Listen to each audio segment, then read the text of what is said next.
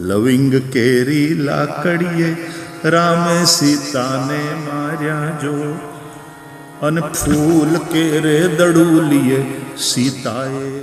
રામ અને સીતા બાંધ્યા. બોલો, પતિ પત્નીની વચ્ચે લડાઈ થઈ. આપણે ત્યાં તો એના માટેના લોકગીતો બન્યા છે. જય શ્રી કૃષ્ણ.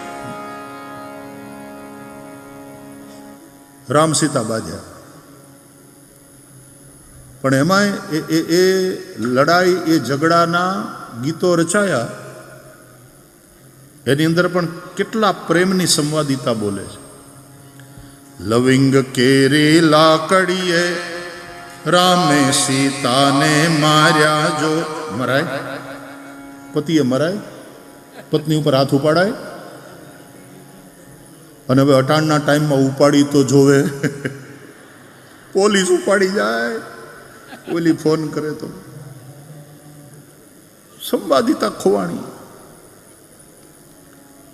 અને આ ગીતમાં છે કે લવિંગ કેરી લાકડીએ રામે સીતાને માર્યા જો, અને ફૂલ કેરે દડુલીએ સીતાએ વેર વાળ્યા જો. હા, પંક્તિઓ જુઓ તમે, કે લવિંગ કેરી લાકડીએ રામે સીતાને માર્યા લાકડીએથી.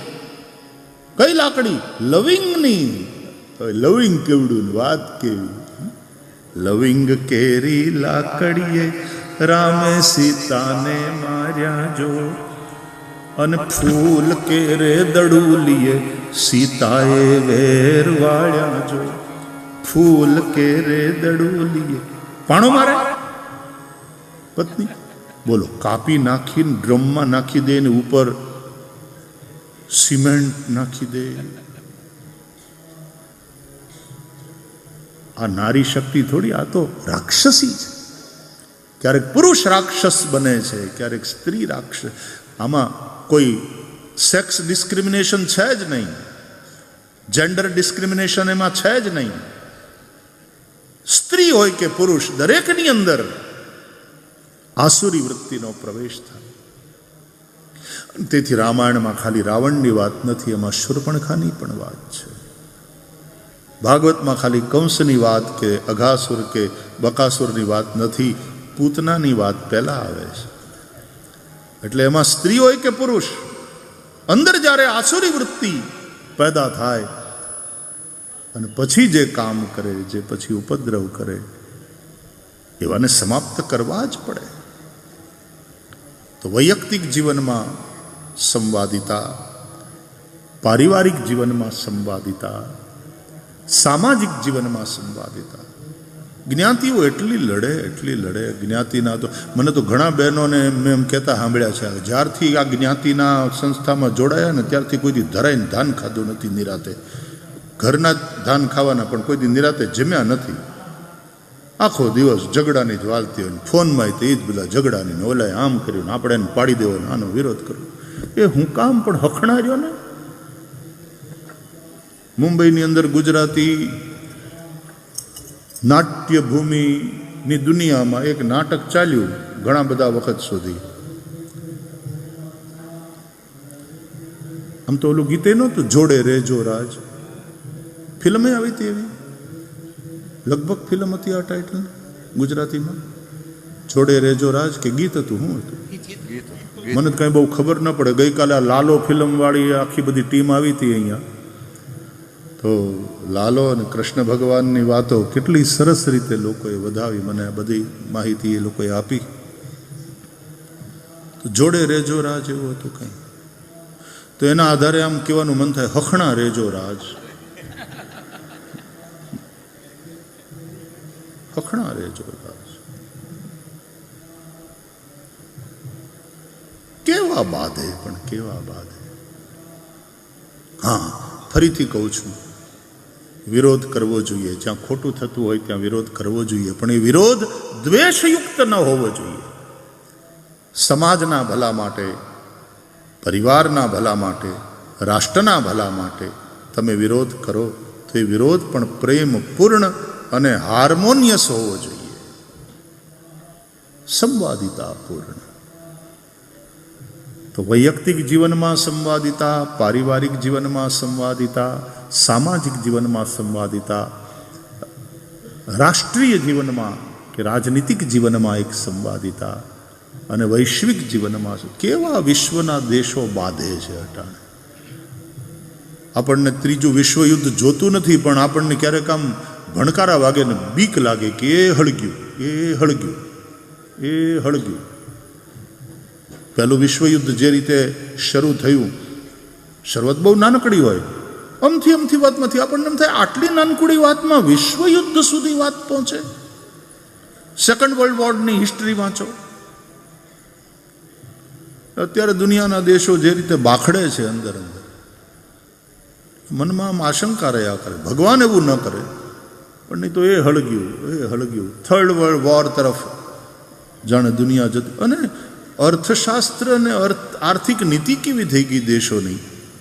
કોકનું ઘર હળગે, કોકનું ઘર બળે, એ બધા મરે, અને ત્યાં વિભીષિકા અને વિનાશ સર્જાય તો અમારા શસ્ત્રો વેચાય, તો અમારી વસ્તુઓ વેચાય, અમારો વેપાર હાલે. કોકનું નુકસાની, તમારો નફો. આ વિચારધારા જ્યારે આવશે,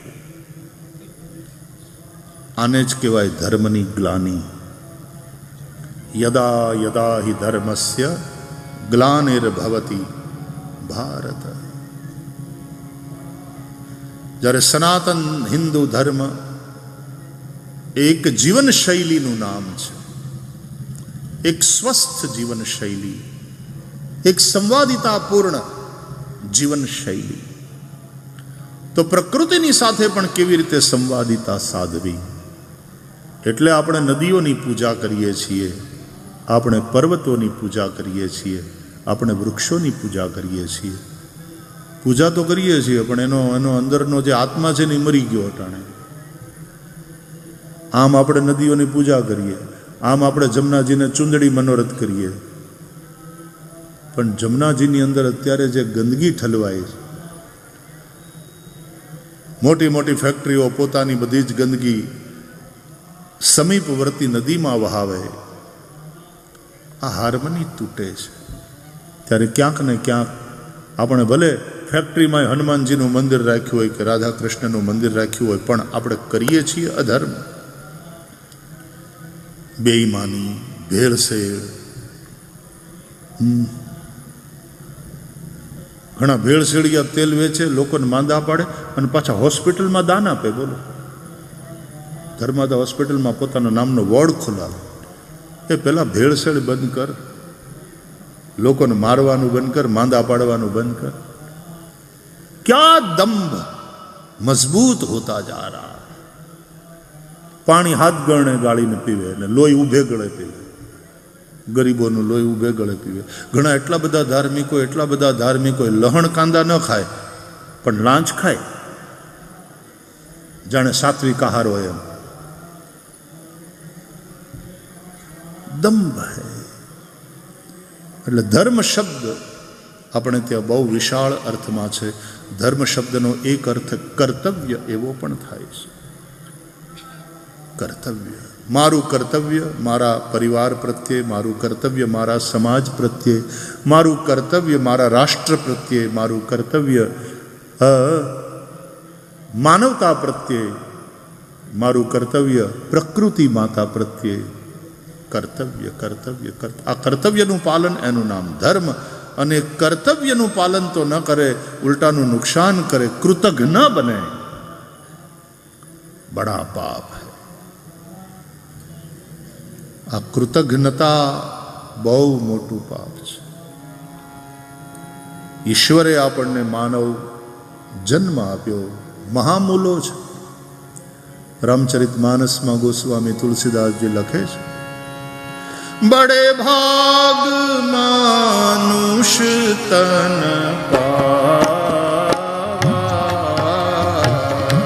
બડે ભાગ માનુષ તન સુર દુર્લભ સબ ગ્રંથ નિગાવા. સુર દુર્લભ સબ ગ્રંથ નિગાવા. પણ દુર્લભ એવો માનવ દેહ આપણને મળ્યો છે.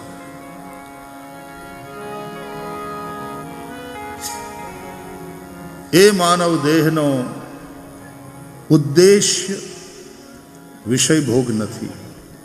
એહી તન કર ભલ વિષયન ભાઈ, સ્વર્ગ સ્વલ્પ અંત દુઃખદાયી. વિષય ભોગ નથી આ માનવ શરીરનો ઉદ્દેશ્ય. શરીર માધ્યમ ખલુ ધર્મ સાધનમ. શરીર એટલા માટે મળ્યું છે કે આપણે ધર્મ, આ સાધન છે, ધર્માચરણ માટેનું સાધન છે. અને ફરીથી ધર્મ એટલે માત્ર ઉપાસના પદ્ધતિ નહીં. ધર્મ એટલે કર્તવ્ય, ધર્મ એટલે સ્વસ્થ જીવનશૈલી. અને એવા એ શરીરથી હાર્મની તૂટે એવું કંઈક કરવું, એવા એ શરીરથી કૃતજ્ઞતા કરવી પાપ છે. કૃતજ્ઞ બનો. ગઈકાલે આપણે ગીતા જયંતિ ઉજવી, ચર્ચા આપણે કરી. વૈશ્વિક ગ્રંથ છે, ભગવદ્ ગીતાનો જ શ્લોક છે. આપણે સૌ ગાઈએ, ચાલો એકવાર. બધાને ગીતા તો કંઠસ્થ નહીં હોય તો હૃદયસ્થ તો છે જ. ગાઈશું, સૌ ગાઓ. સહયજ્ઞ સહયજ્ઞ પ્રજા સૃષ્ટ્વા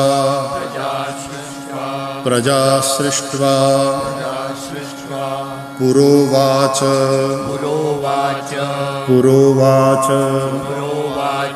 પ્રજાપતિ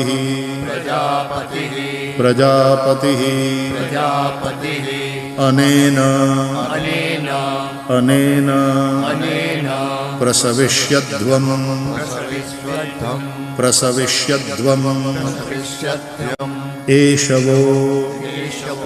એષવો સ્ત્વિષ્ટકામધુક